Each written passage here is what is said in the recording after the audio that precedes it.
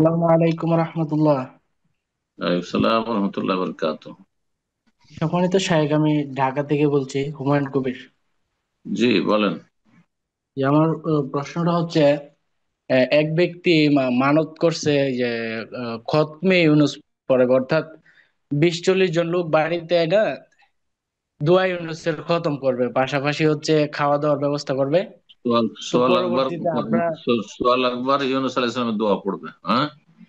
জি জি জি, জি। বেদাত। আবার খাওয়া দাওয়ার ব্যবস্থা হবে। তো খাওয়া দাওয়া আমরা থাক তাকে আর নাই, বুঝাইলাম খাওয়া আর কি দাওয়া যে থাকলেও বেদাত আর না থাকলেও বেদাত, হ্যাঁ। সোয়াল জি আকবর পড়তে হবে ইউনূস আলাইহিস সালামের দোয়া, তাহলে তার নাম হবে খতমে ইউনূস। যতগুলি খতমাত আছে, যতগুলি খতম আছে প্রচলিত ভারত বাংলাদেশ পাকিস্তানের, সবগুলি জঘন্য বেদাত, হারাম এবং বেদাত গুমরাহির কারণ। এই গুমরাহিগুলো জাহান্নামে নিয়ে যাবে। যার যে বালা মুসিবত রয়েছে, বেশি বেশি ইউনূস আলাইহিস সালামের দোয়া পড়ুন, কিন্তু সেটা, হ্যাঁ, সোয়ালাখ হইতে হবে, সম্মিলিত হইতে হবে, ভাগ বন্টন করে নিতে হবে।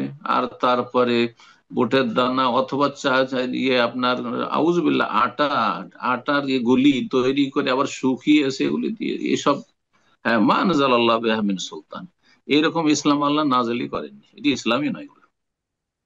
এদেরকে ইসলাম শেখা উচিত আর তারপর আমল করবে। জি। হাদাহুমুল্লাহ ওয়া কাফানা আল্লাহু শাররাহুম। জি। আল্লাহ হিদায়াত করুক এদের শার, এদের অনিষ্ট থেকে আল্লাহ উম্মত মুসলিমার হেফাজত করুক, বাংলা ভাষীদের আল্লাহ হেফাজত করুক। ওটি জায়েজ নাই, মান্যত হারাম। কসমের কাফারা দিবে এবং এর হারাম মান্যত পালন করবে না। জি। আসসালামু আলাইকুম শাইখ, বাংলাদেশ থেকে বলছিলাম। বলেন, কি নাম? শাইখ সাইম। বলেন প্রশ্ন। শাইখ, প্রশ্ন হচ্ছে যে বাংলাদেশে অনেক বক্তা মিথ্যা এই জালজয়ী হাদিস প্রচার করে এবং হানাফি যাদের আকীদা ঠিক নাই এরকম হম। দেখা যায় মাঝে মাঝে।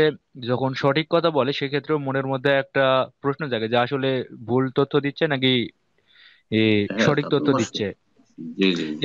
এক্ষেত্রে তাদের প্রতি যে ভুল ধারণাটা আসে বা তাদের কথাটা যে বিশ্বাস হয় না, এক্ষেত্রে যে তাদের রাসূল সাল্লাল্লাহু আলাইহি সাল্লাম বলেছেন ধারণা থেকে বেঁচে থাকো, এক্ষেত্রে কি সেটা আমার গুনাহের কাজ হচ্ছে কিনা এটা জানতে চাচ্ছিলাম। না, তাদের কোনো আলোচনায় শোনা যাবে না। যারা জাল জয়ীফ বয়ান করে, সহিহ বয়ান করে, তাদের আলোচনা শোনাই জায়েজ নয়। প্রথম কথা, শোনা কোন মুসলিমের জন্য জায়েজ নয়। তাদের থেকে ইলম হাসিল করবে। কথা বুঝবেন, বুঝছেন? হ্যাঁ। এটা জি কুধারণা নয়, বরং এটা হচ্ছে আপনার ইমানের হেফাজত করা, ইসলামের হেফাজত করা, যাতে করে জাহান নামের দিকে না নিয়ে যায় ইসলামের নামে। জান্নাতের রাস্তা জাহান নামের রাস্তাকে না বলে তারা। বুঝা গেছে না? জি। জি বেদাতকে সুন্নাত বলে দিবে, মিলাদকে ওয়াজিব করে দিবে, হ্যাঁ, সম্মিলিত দুরুদকে জায়েজ বা সম্মিলিত জিকিরকে জায়েজ, ইল্লাল্লাহ জিকির শিখাবে। বোঝা গেছে না? আল্লাহ হু হু জিকির শিখাবে। আর তার সাথে সহিহ বুখারী হাদিস শোনাবে, কোরআনের আয়াত শোনাবে, একামতের দিন মানে রাষ্ট্রীয় ক্ষমতা শোনাবে, আর আপনি তাদের আলোচনা শুনবেন? আপনি মোটেই জায়েজ নয় তাদের আলোচনা শোনা।